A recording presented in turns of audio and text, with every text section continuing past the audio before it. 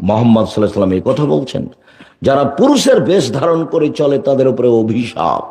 তিনি বলছেন 3 শ্রেণীর মানুষ জান্নাতে যাবে না, তখন বলছেন কখনো যাবে না। 3 শ্রেণীর মানুষ জান্নাতে যাবে না, তখন বলছেন কখনো যাবে না। হজ করলেও নয়, তাহাজ্জুদ পড়লেও নয়। এক, রাজলত মিনান নিসায়ে, পুরুষের বেশধারী নারী, যারা পুরুষের জুতা স্যান্ডেল পরে, যারা পুরুষের শার্ট প্যান্ট পরে, যারা পুরুষের পোশাক পরে, তারা জাহান্নামে যাবে, তাহাজ্জুদ পড়লে লাভ হবে না।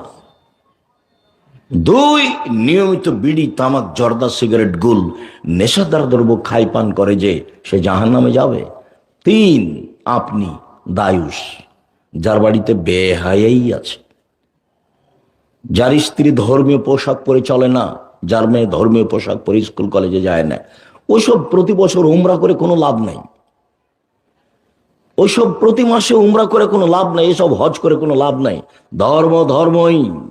ইসলাম ধর্ম একজনের কথা দিয়ে চলে, যার নাম মোহাম্মদ সাল্লাল্লাহু আলাইহি সাল্লাম। মনে রাখবেন, ইসলাম ধর্ম পীর দিয়ে চলে না, ইসলাম ধর্ম কোনো বড় হুজুর দিয়ে চলে না, ইসলাম ধর্ম বুজুর্গানের দিন দিয়ে চলে না, ইসলাম ধর্ম একজন মানুষ দিয়ে চলে, যার নাম মোহাম্মদ সাল্লাল্লাহু আলাইহি সাল্লাম।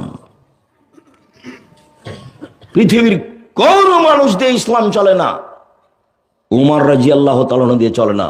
পৃথিবীর ব্যতিক্রম মানুষ, পৃথিবীর ইতিহাসে ব্যতিক্রম মানুষ, যার নাম নিতে মানুষ নাম স্মরণ করতে ভয় পেত, যিনি রাস্তায় হাঁটলে শয়তান রাস্তা ছেড়ে দিত।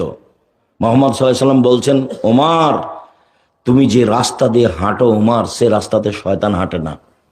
ওই যে পালাচ্ছে শয়তান, ওই যে পালাচ্ছে তোমাকে দেখে,